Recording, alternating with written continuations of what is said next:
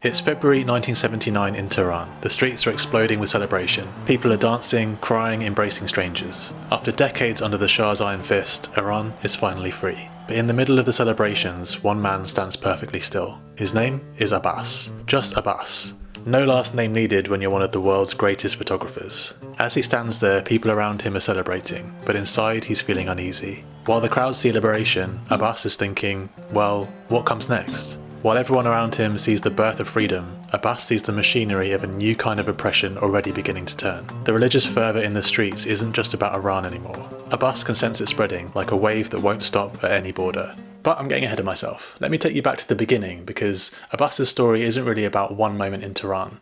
It's about a career built on curiosity, courage, and an uncompromising artistic eye for capturing history. This is the story of Abbas's suspended moments.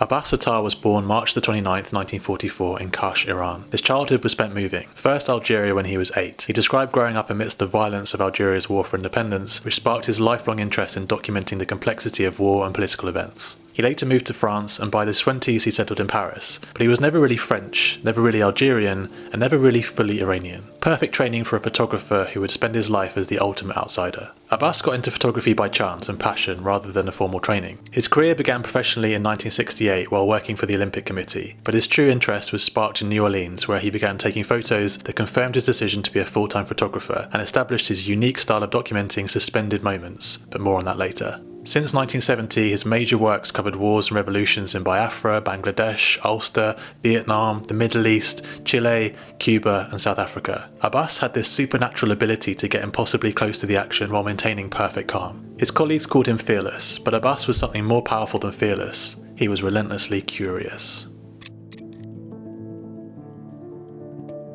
In 1978, Abbas returned home to Iran. The Shah's regime was crumbling and the whole world was watching. Abbas documented Iran's revolution from 1978 to 1980, but this wasn't just another assignment. This was personal. He was there when Ayatollah Khomeini returned from 15 years of exile. He captured the crowds, the fervour, the hope in people's eyes, but he also captured something else, something darker. Abbas had photographed General Rahimi, the commander of martial law in Tehran, who would later be among the first officers executed by the revolution on February 16, 1979. That same month, Abbas photographed the pallid torsos of 4 executed generals lying in the cold light of a sterile morgue. From decorated general to corpse in a morgue, that was the revolution Abbas was witnessing. Out on the streets after a demonstration, a woman believed to be a supporter of the Shah is mobbed by a revolutionary crowd. Abbas chose to focus his lens on that moment, the violence in the midst of the revolution. And as the men noticed him and started to focus their anger on him too, Abbas famously replied, "It's for history." Colleagues and bystanders begged Abbas to destroy the photograph. Publishing it would show the dark side of the revolution, but he refused. "I am a journalist, which is a historian of the present, so I have to show these pictures now, and in retrospect,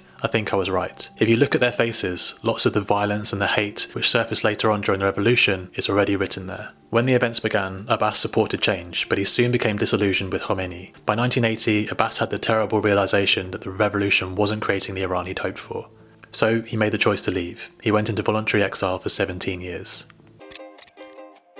During his exile, Abbas didn't stop working. He joined the legendary Magnum Photos agency in 1981. He travelled to Mexico, spending 3 years photographing the country. As a novelist might write about it. He covered conflicts across the world. While in South Africa during apartheid, he took one of his most famous images, which came about as an accident really. He was invited to photograph a police training academy, which he wasn't really that interested in, but he went anyway. Out on the training field, the colonel in full uniform was white, and all the trainees were black, naked from the waist up. And Abbas saw an opportunity to make a frame that could act as a symbol of what was going on in the country at the time. The way Abbas chose to frame the image, with the white colonel standing as if in defiance at the head of the group, and the dejected looking black trainees trailing off into the distance, became an extremely powerful symbol of white oppression during apartheid.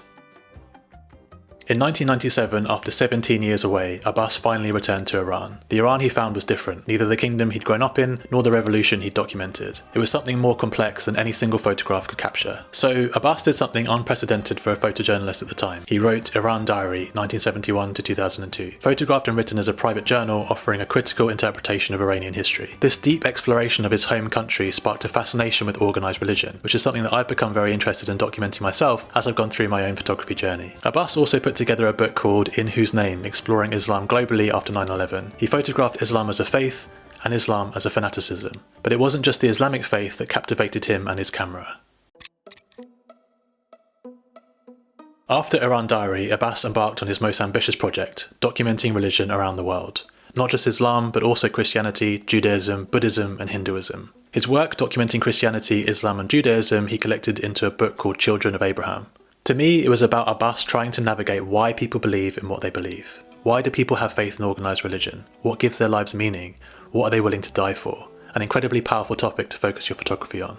But what made Abbas's approach to documenting all of these moments so distinctive was his philosophy of the suspended moment. While his contemporary Henri Cartier-Bresson spoke of the decisive moment, that split second when everything aligns perfectly in the frame, Abbas saw photography differently. With respect to my friend Henri Cartier-Bresson, he said, "My idea of photography is not the decisive moment. It is the suspended moment." For Abbas, this wasn't just technical terminology, it was a philosophy. My photography is a reflection which comes to life in action and leads to meditation. Spontaneity, the suspended moment, intervenes during action in the viewfinder, he explained. I'm not freezing a situation, I'm suspending it. I want it to seem like the subjects keep doing things after the picture. This approach transformed how he saw the world through his camera. Instead of waiting for that perfect crystalline moment of clarity, Abbas looked for moments that breathed. They contained both what came before and what would come after. His photographs don't feel like endings, they feel like pauses in an ongoing conversation between humanity and history. But he never finished the project. On April 25th, 2018, Abbas died in Paris at the age of 74. He was still working, still questioning, and still trying to make sense of the world with his camera. Most photographers spend their careers trying to capture those decisive moments. Much like so many of Abbas's photographs, sometimes the most decisive moment is the one that leaves you with more questions than answers. His suspended moment. When Abbas chose to photograph the soldiers in the morgue instead of just the celebration in the streets, when he chose to photograph the women being attacked by the revolutionaries, he chose complexity over simplicity, doubt over certainty, and both sides rather than just propaganda. Abbas was an artist who understood that the truth is always more complicated than it first appears, but it's vital to capture it for history.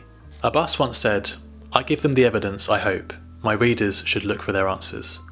That sentence perfectly captures his photography philosophy. He didn't just document events superficially, he really learned what was going on and dug in deep to the story, revealing the uncertainty of living through history. He captured the weight of witnessing change in an uncompromising, provocative and evocative way, and I find that endlessly inspirational. That's the real revolution Abbas captured. Not the one in the streets of Tehran, but the one that happens every time someone looks at one of his photographs and suddenly sees the world a little differently.